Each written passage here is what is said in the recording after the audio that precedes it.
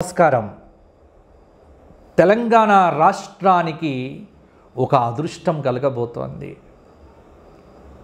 దక్షిణాంనాయ శృంగేరి శారదా పీఠాధీశ్వరులు, జగద్గురువులు, అపరశంకరులు, శంభోర్మూర్తిశ్చరతి భువనే శంకరాచార్య రూప. ఆ దక్షిణామూర్తియే శంకర భగవత్పాదులుగా అవతరించగా, ఆ దక్షిణామూర్తి స్వరూపము శంకరుడి యొక్క అవతారంలో ఈ భూమి మీద నడవగా, ఆ శంకరుల యొక్క ప్రతిరూపమే ప్రస్తుతము భారతీతీర్థ మహాస్వామి వారి అనుగ్రహ విశేష స్వరూప శ్రీ శ్రీ శ్రీ విధుశేఖర భారతి స్వామివారి రూపంలో మనందరికీ అనుగ్రహించడానికి సిద్ధపడుతూ ఉన్నారు. ఆదిశంకరుల అనుగ్రహం పొందాలి అనుకున్నటువంటి వారికి ఒక అదృష్టం. సాధారణంగా గురువు దగ్గరికి శిష్యుడు వెళ్ళటం పరిపాటి, కానీ పరమదయతో, పరమకరుణతో, అవ్యాజమైనటువంటి కరుణతో జగద్గురువులే మన దగ్గరికి వేంచేస్తున్నారు. శిష్యులందరూ తమ దగ్గరికి రావటానికి ఇబ్బంది పడతారేమో అని శిష్యుల దగ్గరికే గురువులు రావటం అనేది గురువుల యొక్క అవ్యాజ కరుణకు నిదర్శనం. మరి జగద్గురువుల వారి యొక్క పర్యటన అక్టోబర్ 12వ తేదీ నుంచి డిసెంబర్ 3వ తేదీ వరకు కొనసాగబోతోంది. ముఖ్యంగా 12వ తేదీ శృంగేరి నుంచి బయలుదేరి అక్కడ కర్ణాటకలో ధర్మశాలలో ఉంటారు. ధర్మశాల నుంచి అక్కడి నుంచి బయలుదేరి వారి పర్యటన సరిగ్గా మనకు 17వ తేదీ సాయంత్రం శంషాబాదులో అడుగు పెడతారు. అంటే 16వ తేదీ సాయంత్రం వారు శంషాబాదుకు చేరుకుంటారు.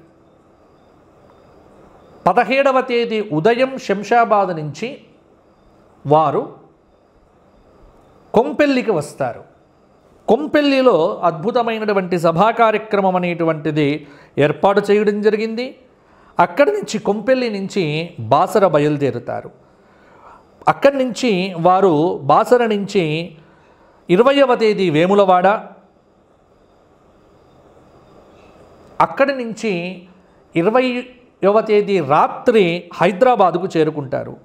21 నుంచి నవంబర్ 3వ తేదీ వరకు కూడా భాగ్యనగరంలో జగద్గురువులు ఉండబోతున్నారు. మరి జంట నగరాల వారికి అదృష్టం. నల్లకుంట శృంగేరి శంకర మఠంలో జగద్గురువులు వేంచేస్తున్నారు. కాబట్టి ప్రతి ఒక్కరు కూడా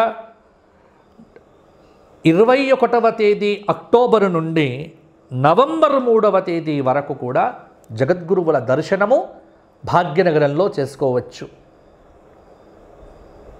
ప్రతి ఒక్కరు కూడా సద్వినియోగం చేసుకోండి. వారి దర్శనంతోనే మన తాపత్రయాలు తొలగిపోతాయి. ఆదిశంకరులను చూడలేదు అని అనుకోవద్దు. విధుశేఖర భారతీ స్వామి వారిని చూస్తే ఆదిశంకరులే.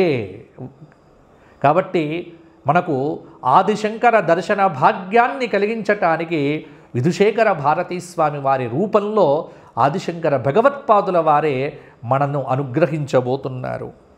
అలాగే 4వ తేదీ ఇక్కడి నుంచి బయలుదేరి ఖాట్మండు వెళ్తారు. 5వ తేదీ నుంచి 7వ తేదీ వరకు నేపాల్ ఖాట్మండులో ఉంటారు. అలాగే అక్కడి నుంచి మరల వారు న్యూఢిల్లీకి వస్తారు.